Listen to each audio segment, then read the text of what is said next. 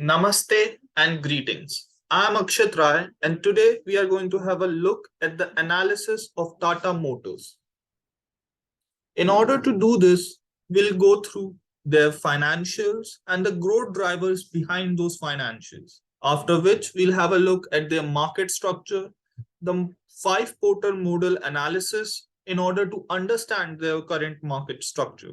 After this, we'll look at the industries and the technologies that they are using.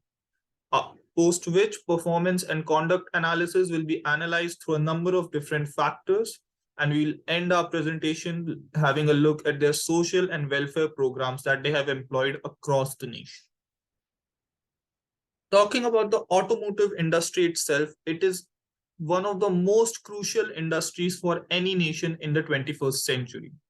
For rich nations such as France, it can make up to the 60% of their GDP, while for poorer nations such as Slovakia, this number can go up as high as 40% due to the immense R&D that goes into this industry's functioning.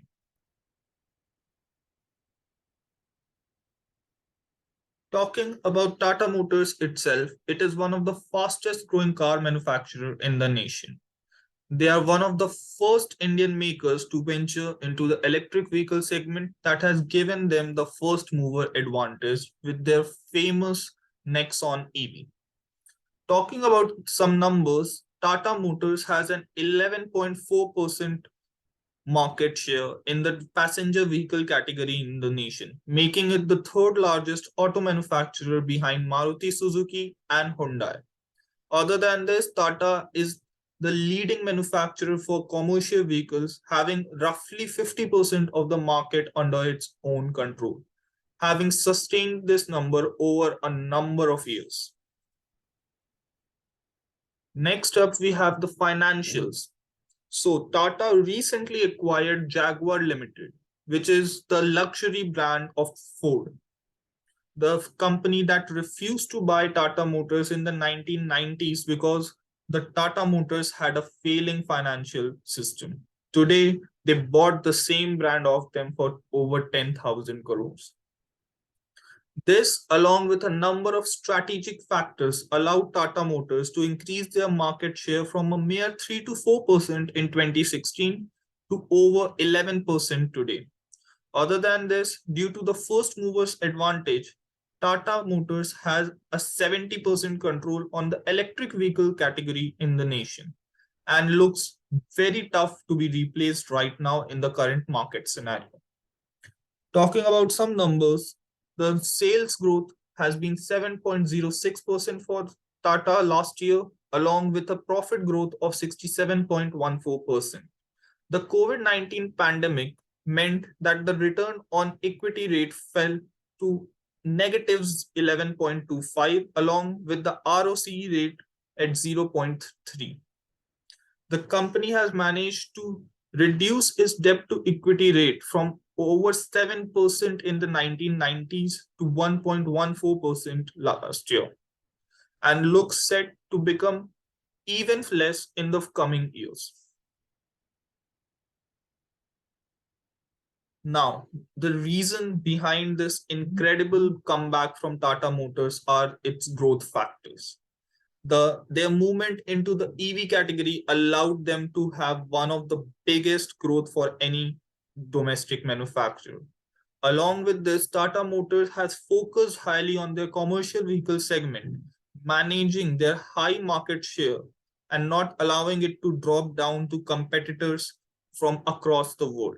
Other than this, its high emphasis on Jaguar brand as a premier luxury brand for India has meant that Jaguar has brought in more money in the last 1 year than it had bought for Ford for over the last decade. The new models that the Tata launched in the form of Nexon, Punch, as well as the upcoming vehicles such as Hornbill are targeted towards the Generation Z, the latest car owners in the nation. Talking about the market structure, the Indian automobile industry up until 1985 was an oligopoly market. In 1985, it was decided that foreign companies can own part of Indian companies, less than 50%, and make vehicles in India. This was further promoted through the 1991 liberalization of the Indian economy. After all these endeavors, the Indian market now is a monopolistic market, with Tata Motors being a huge part in both the passenger as well as the commercial vehicle segment. To understand this, we use the SCP paradigm, which factors in a number of factors such as the competitors in the industry, the cost of entry and exit, as well as the power of buyers and sellers. In order to understand the SCP paradigm, we use the Porter's analysis, the five model analysis, which in its own takes into account factors such as the power of buyers, the power of suppliers, the substitutes and complementary products that are present in the market, and the industry rivalry that is there.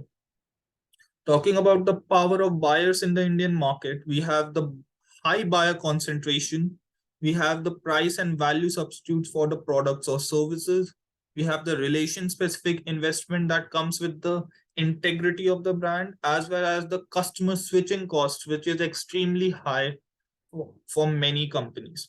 Other than this, the government also puts a number of restraints on the companies to help buyers in their buying.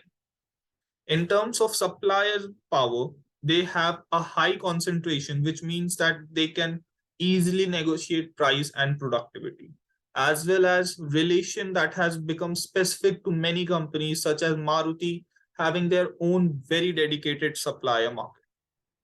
Other than that, the immense number of players in the automobile industry means that there's high industry rivalry in price, quantity, as well as the quality in market. As this also decreases the degree of differentiation that is present in the market. Also, this makes up for a number of substitutes for your product in the market in the form of price and value, as well as price of complementary goods. One of the most important analysis of Porter is the threat for new entrants. This includes the cost of entry for them, the speed of adjustment, the sunk cost, the economic of scale, network effects, the reputation of a new entrant, the switching cost, and the government restrictions that come with it. Talking about industry and technology now. There are a number of barriers for any new automobile manufacturer to enter the Indian market. This is due to the relatively high amount of import duties that are often imposed on the car manufacturer, which means that you cannot just import your car. You have to manufacture the car in India itself. But this is present along with the fact that the Indian automotive industry is nascent in nature, which means that it is still not in any way technologically as advanced as the Western markets, which have seen a tremendous growth since the first introduction of vehicles back in the 1930s. Other than that, you have to make the product specific for India, because Indian roads and Indian temperature variations mean that many foreign cars cannot even run in the Indian conditions. This is present with the fact that even though 1991 meant a lot of liberalization of the economy, still many aspects of the industry are highly regulated, which means that people have to invest heavily into R&D to meet these regulatory demands. This increases in the high sunk cost of technology development. Why it's difficult to enter the Indian markets, it's as difficult to leave it, with exit conditions, meaning that you cannot sell your equipment to competitors because your technology developed is specific for your models and your supply chain. Other than that, large factories have a huge impact on environment, which was seen in the case of Ford leaving India, and they faced a number of lawsuits by economy as well as environmental supporters. Other than that, there's the high value of fixed assets in the form of inventory as well as infrastructure. Talking about technology, the automotive industry is highly intensive, meaning that it provides high bargaining power to suppliers while for well-known components as well as new and innovative tech components. Other than that, it's very difficult to find the right brains, the talent for such a complicated industry.